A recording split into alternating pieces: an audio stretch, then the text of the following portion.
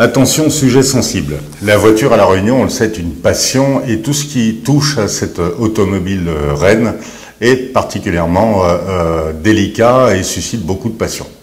Cette semaine, la justice a tranché en donnant raison, une première fois, à tous ceux qui s'élevaient contre les contrôles des vitres teintées, en estimant que ce contrôle à vue de nez de la part des forces de l'ordre était illégal.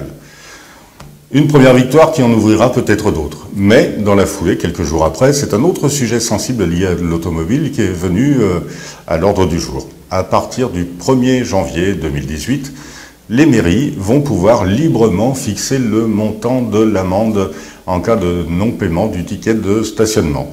Jusqu'à présent, c'était 17 € pour tout le monde.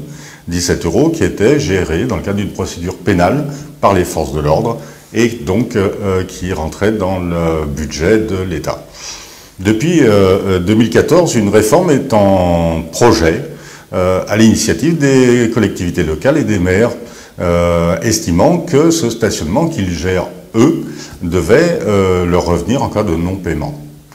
Une réforme qui a mis beaucoup de temps à arriver à son terme, passant par la dépénalisation de ces amendes non payées. À croire que le sujet était aussi sensible que la dépénalisation du cannabis. Toujours est-il qu'enfin, cette réforme est arrivée au bout. Certains courageux d'ailleurs avaient discrètement déclaré qu'il valait mieux laisser passer les présidentielles pour faire cette réforme-là parce que le sujet était vraiment délicat.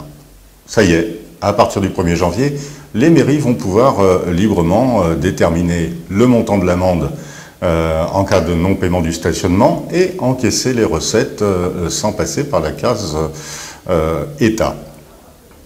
Alors, combien? Aujourd'hui c'est 17, demain, de combien sera cette amende? Alors là, c'est le grand flou, chaque municipalité va pouvoir le décider.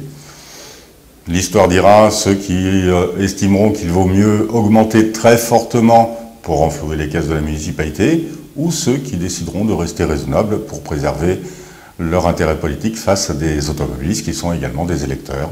Un sujet que vous pourrez retrouver ce jeudi dans les colonnes du quotidien.